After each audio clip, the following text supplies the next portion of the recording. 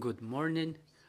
I want to thank everybody who joins us. My name is Olga Tomanova. Ukraine Media Center Ukraine Forum starts its operation today. It's year 9 of the war and day 275 of the full-scale invasion of the Russian aggressor in our land.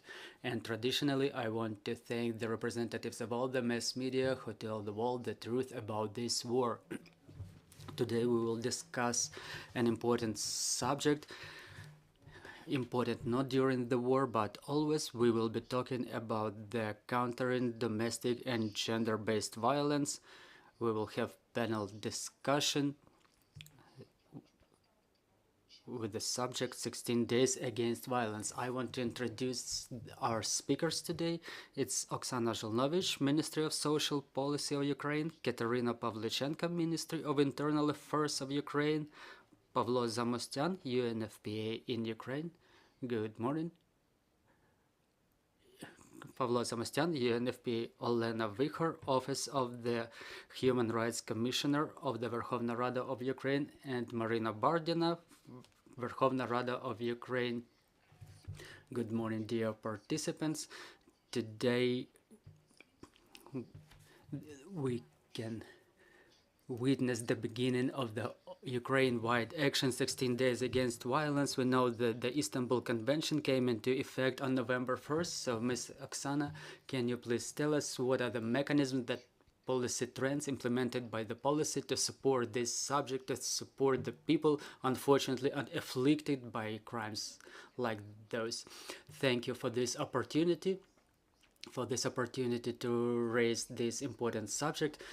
Actually, on my way here, I was thinking what should I start with, and I understand that generally the subject of violence is not comfortable neither in Ukraine nor throughout the world. It's not comfortable to talk about this, not in the society, not even those afflicted by the violence feel comfortable talking about that. They're not always ready to ask for help, and they don't even understand and know to the full extent what can they receive from the state as the support. There are still a lot of stereotypes, a lot of things like the thoughts and opinions, like if there is violence, the victim feels ashamed and guilty. So it's a complicated, a complex subject that should be constantly taken care of and constantly considered. Unfortunately, the full-scale invasion, even notwithstanding that we have less applications submitted during this period compared to the previous year, but we understand that there is not less violence, and the things causing the domestic aggression is the internal relocation, exhaustion, and aggression, and these are the subjects which cause violence, because everything that happens to us provokes actually the cases of such violence. That's why we all have to ponder over this issue in terms of support, in terms of prevention, in terms of additional actions, notwithstanding the fact that there are many other complex challenges.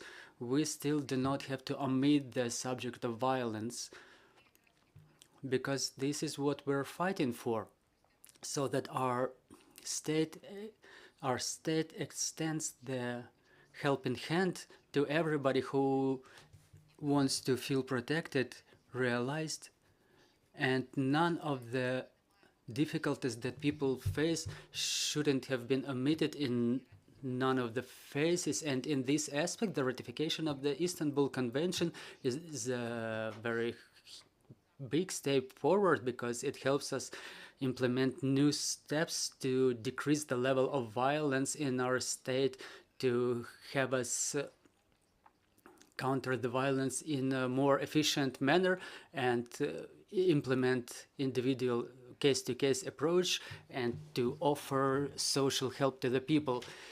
In September, we had a big audition in our ministry as to the quality, amount, and the sufficiency of social services provided to those afflicted by the violence, because we understand that the victims of domestic violence, they need help, not only financial aid, not like one-off aid, but something that can help those people stand on their feet, to get rid of the violence factors. And because there is financial dependency, emotional dependency, and other kinds of dependency. And I have to say that we made this huge step forward in countering violence. We have more than 600 institutions that provide different types of help. However, it's still not efficient. There are shelters, and in 2023, the local governments did not allocate funding for building of such institutions, but we have we have planned, but if there is no funding to implement this plan, it's nothing. So we will work with the local governments to implement the further steps. Secondly, we've seen that the most number of services were provided by the mobile brigades, but the government spent less funds on them than on other types of help, like consultations, shelters, and so on. So this is why we will allocate our next subvention that we were able to add to the budget 2023 for the services that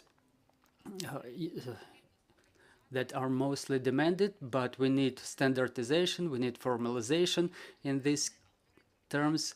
We have to have the algorithm of actions briefed to all the employees, because it's not only the people who counter the domestic violence, and it's not something that may be in their focus. And I see it as the challenge that we are ready to fight with within 2023, so that we implement more legislative initiatives to support the people afflicted by the domestic violence. And as a ministry, we are ready to take responsibility and leading role, and to engage to broader extent, so that the cases of violence become less and less in future. Ms. Kateryna, the National Police and Ministry of Internal Affairs is probably the body that works directly with cases like that to document crimes of this kind. What's the situation? How did it change during the war? We've heard that there is a decrease in the number of violence cases, but don't you think that the war may become a trigger for such problem, and the number of cases may grow in future? What are the changes, and how the structure of the crimes change? Well, in fact, yes, you are absolutely right. We will have the consequences for years to come during the post-war period. But generally, I would say that, first of all, war brought a lot of violence to Ukrainians. And in conditions like these, we don't have to tolerate domestic violence in no case. We don't have to keep it under wraps. War is not the reason not to talk about domestic violence. Today we start the action 16 days against violence, against gender-based violence, domestic violence, and we, within all these 16 days, we will be talking about the fact that violence should not be kept silent, that people should ask for help, come to police, to social services, to receive necessary help, and to break the vicious cycle of violence. Talking about statistics, indeed, comparing to the last year, the number of cases fell 24% in terms of application to police. But at the same time, we have to understand the reason for that. First of all, a large part of the territory is under occupation or was under occupation. People could not report the cases of violence, and police was unable to document them respectively.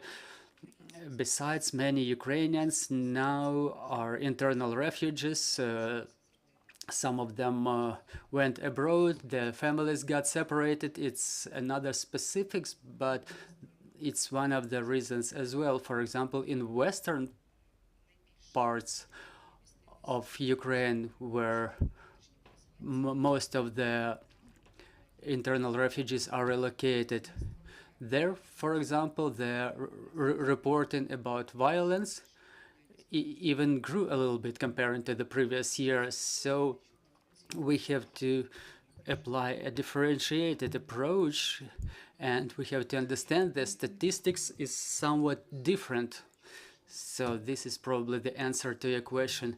Mr. Pavlo, as a representative of international organization, what are the projects you are going to support, and what are the problems you're facing in our system? Good morning, dear friends. I have to say that UNFPA, in UNFPA we work globally on the subject of violence, and we have to bring it to zero by 2030. And Ukraine, before the full-scale invasion, was at the very steady, on its steady way to this goal. The essence of it was probably the ratification of the Istanbul Convention during the war by the Parliament of Ukraine. But before that, there was a network of services created, and some fundamental and cardinal changes took place in police in terms of their reaction to cases like those. Some cities can be called champions, like Kyiv, Odessa, Kharkiv, or Mykolaiv. The allocated subvention which the communities used played its important role. For example, in Kropivnitsky, within 1 year, they managed to implement the local municipal system, which is about to start operating, which includes day center and shelter, and it will receive further funding. With the beginning of the full-scale invasion, we understood that we have to focus on a number of things. First of all, to make sure that what has already been done would not disappear. We had to maintain this system. So we came back to funding of the mobile teams which work in Ukraine. It's 101 teams throughout the whole of Ukraine. We'll extend this practice in the deoccupied territories shortly. In Kharkiv and Kherson region, more than 30,000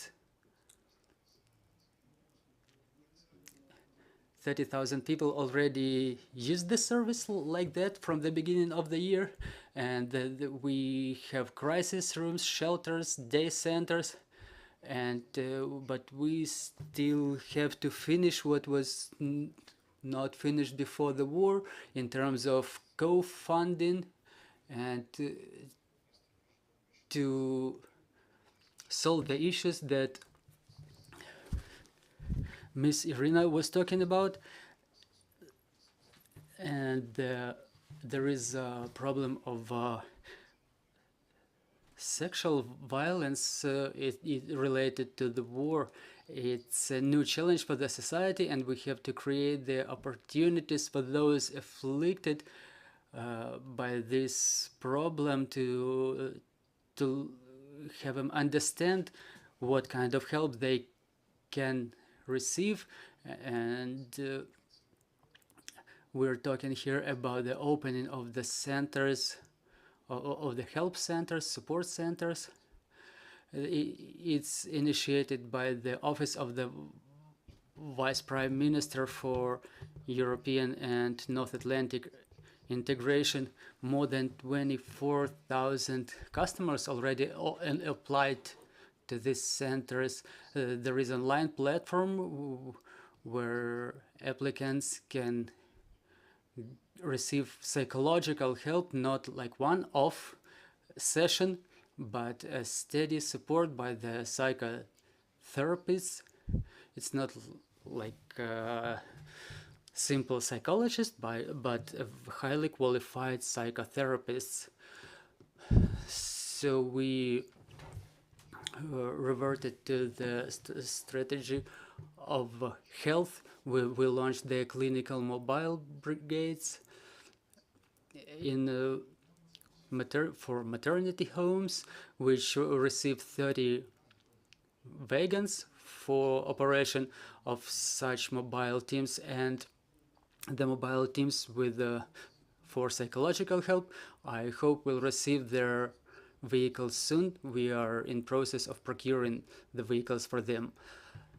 Today we offer to have this action under the slogan "Sensitivity takes over violence."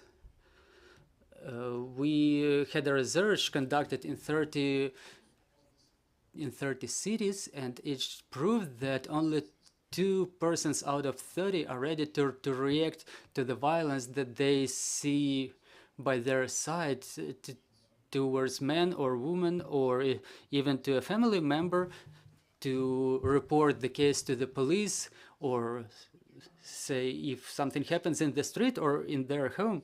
It's a very low number, and as a result, we will only be able to be victorious over violence if we are sensitive to this issue. And war, which in fact is violence, it normalizes the violence in our perception. It normalizes this phenomena. If we want not to let it happen among us, among Ukrainians, and this is why we call today, in the beginning of these 16 days without violence in Ukraine, let's be sensitive to this phenomena. Let's not normalize this phenomena, so we could both win the war and win over the violence. Ms. Olena, we understand that many Ukrainians come to your center asking for solutions to their problems. What are the problems? What do Ukrainians come to you with?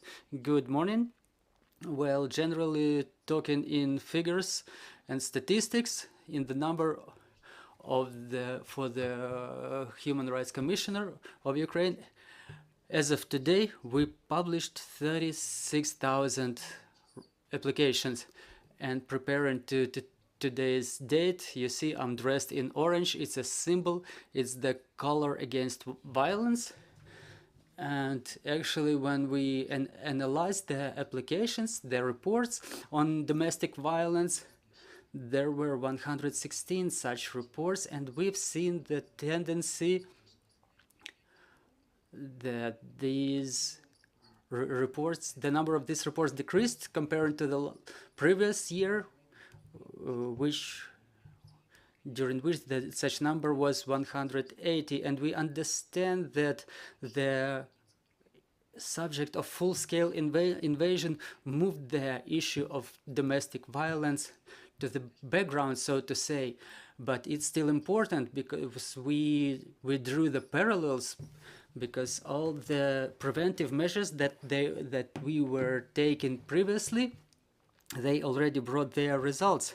A lot of work was done by the Ministry of Social Policy and the Ministry of Internal Affairs, by all the partners and national service, even in terms of training and study, and the subjects knew what they had to do in such cases. And the applications to the Office of Commissioner for Human Rights, it showed the underperformance of those mentioned bodies. But what about the other levers of influence? Say, for example, with the Office of the Human Rights Commissioner, we may hold visits, monitoring visits. For example, last year it was only 43 such visits. Now, this year it was 150, which means that the Office of the Human Rights Commissioner focused on supporting the afflicted persons in terms of their access to the high-quality services, to the access to information, and etc. And regarding the reports we get at the Secretariat directly, Now we have a lot of applications for support in search for children. I know that a lot of people see us on YouTube. I want to say that you can report to the hotline, and those are the questions that you can ask on in this customer support center. And with the help of such applications, we were already able to find more than 12,000 children like this. So the parents who lost their kids, they may call to our support center, and me and my colleagues, we will work in that direction. The Office for Commissioner of Human Rights, even before the ratification of the Istanbul Convention, had the initiative, and here all those present here work actively in this area. Now that Istanbul Convention is ratified, still we have a lot of issues with provision of services to the persons afflicted by violence. Ms. Maryna, there is a question to you. We know that Istanbul Convention came into effect so that the average Ukrainian understands. Can you please tell us what it will give them? Good morning, everybody. I adhere to the opinion that national legislation on prevention of domestic violence is at good level already, and there is not so much to amend it with, not so much significant steps to be still taken.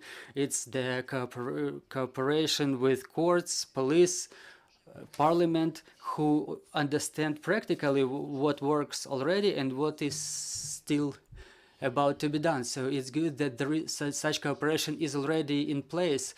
And I think that these documents, which seemed impossible due to a number of reasons before ratification, I'm happy that it became a law, and it's good that we ratified the Istanbul Convention. It's about the better protection guarantees. It's about closer attention by the law enforcement agencies, not about their reaction, but also about our citizens, so they understand what is home violence, so they recognize what is home violence. Because I was thinking previously that home violence is just like threats or a man beating his wife, and I have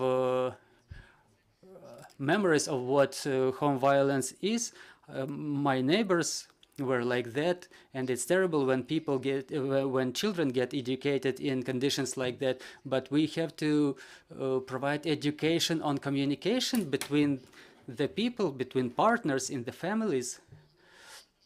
This is why it's very important to recognize that the domestic violence is not only about physical violence, but also about emotional, sexual violence, economic violence, and so that every citizen restricts themselves in different expressions of violence, because it actually may happen in any family, and it's just not always that the family evaluates themselves and understands that this is violence, what's happening. So we have to do our work publicly. The law enforcement system reacts in a more professional way to the cases of domestic violence compared to the situation, say, 10 years ago, when we were not talking about this issue at all, because everybody was ashamed, everybody was looking at their neighbors, what they will think about this. So nobody was discussing these cases of domestic violence. Unfortunately, today, our biggest challenge is war, the full-scale invasion, because all the aggression and violence felt by Ukrainians from the end of Russian Federation, it will translate into different consequences. We were talking about the work of psychologists, psychiatrists. So all of us, we already bear some psychological imprint of the war, and we have to work with this imprint psychologically. And for example, the sexual violence against our citizens committed by the Russians, it's our common responsibility.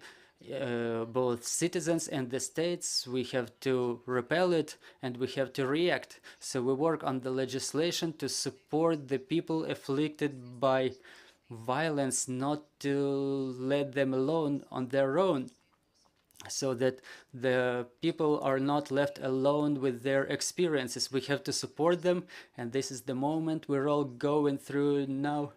No matter if we became direct or indirect victims of such cases, but in one way or another, we are all afflicted by this war.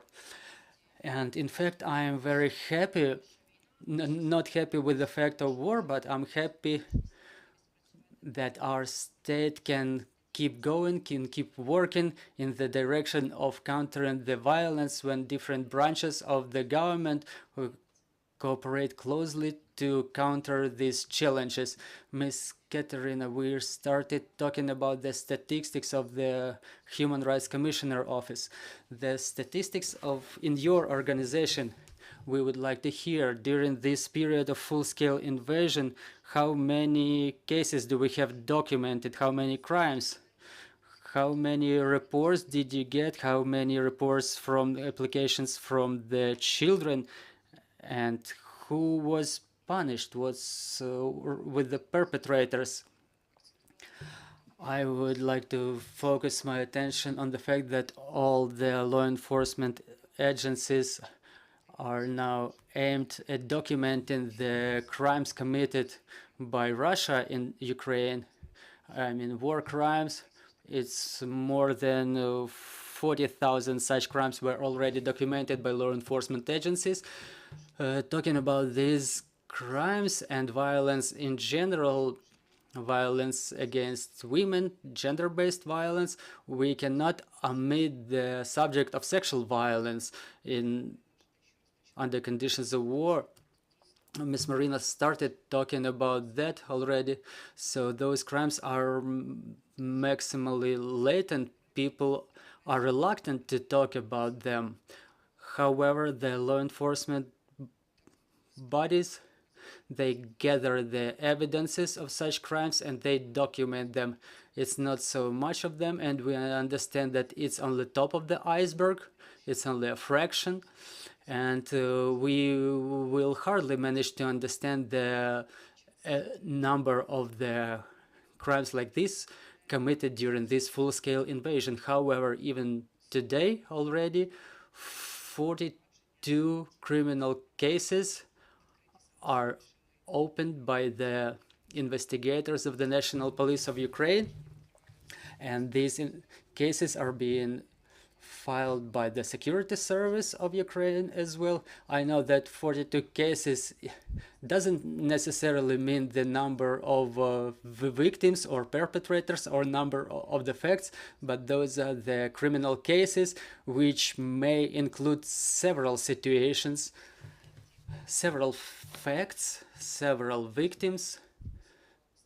I know that they include more than 100 facts already corroborated within those cases throughout Ukraine by all the law enforcement agencies combined. But talking about domestic violence,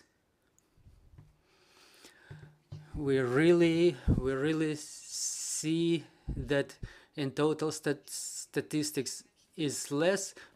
In the beginning of the war, there were even less cases, less reports to the police about the domestic violence, but the numbers started growing later.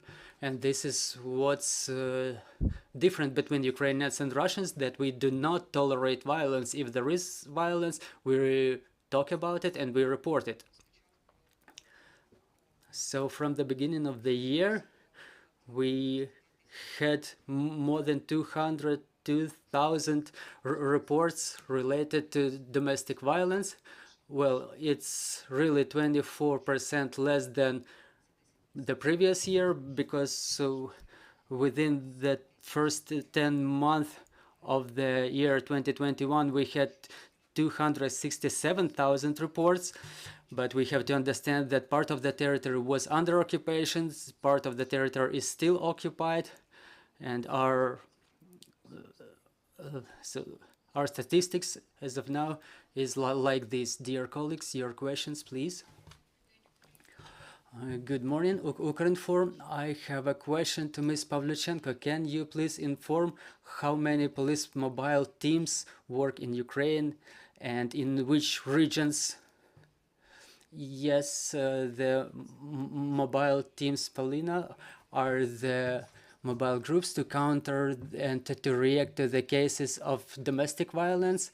They work everywhere where this program was launched before the war, except for the territories which are still under occupation. Besides, we also involve the police officers from these groups to identify to detect and identify the cases of sexual violence, and those servicemen were involved in documenting the effects of sexual violence during the war. Apart from the teams themselves, there are specialized sectors for domestic violence. And talking about the mobile teams you're asking about, it's around 50 of them working all across Ukraine.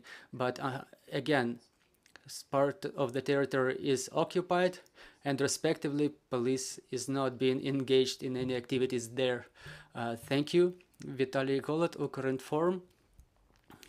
I have a question to Ms. Olena and Ms. Kateryna.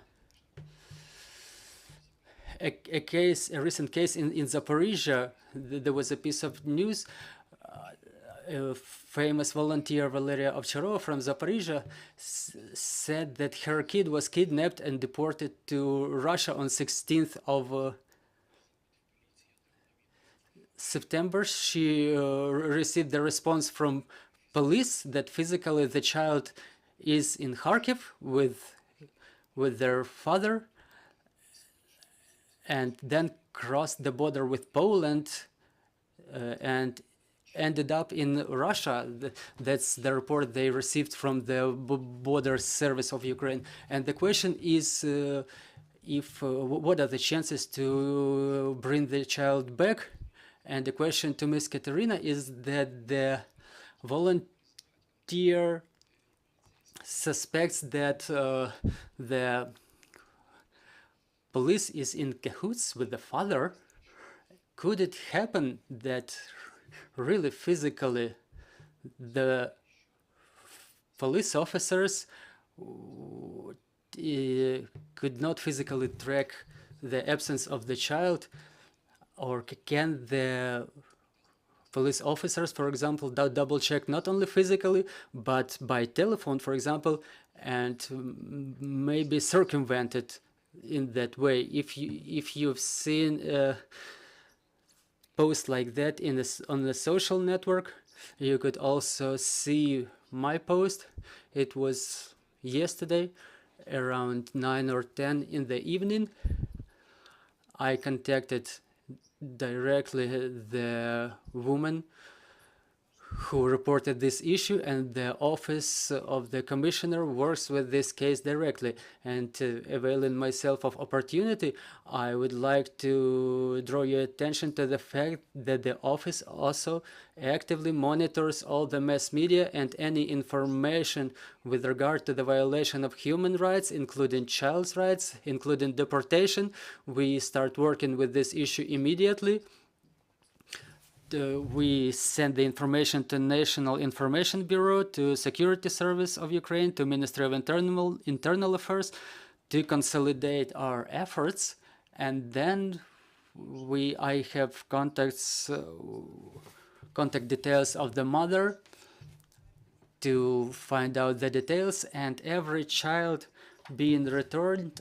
Well, I'm not talking about the cases in general, but some single case, maybe a big operation which involves civil sector and international partners. I will not dive deeply in detail, but we've seen the tendency that the more attention is drawn to those who are imprisoned and or children which were kidnapped, it increases so to say, the price for this person.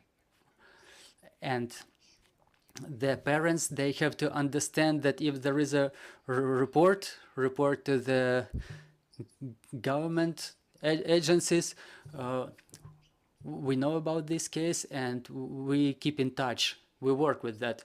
Ms. Kateryna, regarding the situation you just mentioned, you just asked, I want to convince you that every time a child crosses the border, the state border guard checks the documents, whom the child is living with, and what are the grounds for living. I think that situation was checked at the border, and there were grounds, there were reasons, justification to leave. I don't think that we can talk about kidnapping here. So if the child is with their father, who is not deprived of the parent rights, so that the father has the rights to stay with their child. And yes, it's not the single case when one of the parents reports about the other one or other member of the family took the child and disappeared in the unknown direction. The police takes all the necessary steps to find out the location of the child, the condition of the child, whom the child is with, and based on what documents they were able to leave the country. The case is being investigated in detail currently, as Ms. Olena said, and in contact with the applicant, we will take further actions for returning of the child. Dear friends, it's been 2 weeks that our armed forces liberated our Kherson and part of the Kherson region. We understand that in part in the region and in the city there is already cell communication reestablished. Do you start getting reports or applications from the citizens there, from those who are back to the territory under control of Ukrainian governments? Do we receive any signals about violence, about children being kidnapped in those areas? Every time when our armed forces liberate certain territories which were under occupation, the first ones who enters those territories are the rescuers, the representatives of the State Emergency Service and National Police. The rescuers, they do the humanitarian demining of the traces left by the occupiers. The police officers document the crimes committed in those territories. Now we actively work in those territories. The crimes are being documented, the information is being gathered, all the necessary details, and also a specialized police team for identification of sexual crimes already started their operation there. So the work is going on in that area. And first of all, what this work is aimed at is at communication, at support of the population in those areas, complex help to them, complex support, because what people need first of all is when our officers come there, they deploy Starlink, people need communication, they start calling their relatives to report that they're all right. So it's important to have in those territories, to have the combined works of all the agencies so people get all the necessary support after that period of occupation they were in. And now this cooperation, this teamwork between the state agencies of Ukraine, it's pretty powerful now, it's pretty intense, and we work in quite a coordinated way. I would like to add that even when Kherson was in occupation, the heroism of our employees, it was demonstrated during the cases when we, for example, as the representatives of the Office for Human Rights, Commissioner for Human Rights, we were getting reports. For example, tomorrow morning, the evacuation of children is planned. I want to focus your attention on children's school in Oleshki. They had a profile 304, and when we got the order on the appointment of the new director of school, in specialized school in Oleshki, it was an order with on the Russian letterhead with Russian coat of arms. So the employees of that specialized school, they shared this information, even notwithstanding the risks they were facing. And we know that after that, their apartments were searched, their houses were searched. They did not set up. We did not hear from them for a couple of days, but we were getting very up-to-date information from them. And the cynicism of Russians, that Maria Lvova Belova, their commissioner for children's rights, in their orders regarding the specialized school in Oleshki, it was clearly stated in that order that the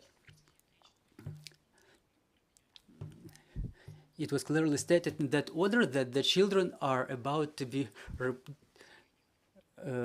deported for recreation to psychiatric facility. And from the photos posted, from the pictures posted, we've seen that there were we've seen children on the stretchers where they were lying in couples in very difficult conditions. So no one was adhering to any standards, to any norms. The conditions the children ended up in were terrible. So I bow in front of the employees of that specialized school. It was really heroic. And to summarize it, I would say that yes, we can corroborate the cases of deportation of the children from the institutions, so the specialized service, and in the ministry we were in touch. We were in touch with the people from those specialized institutions. I can say, I don't want to disclose a lot of details, but I have to say that we work with the Office of the Prosecutor General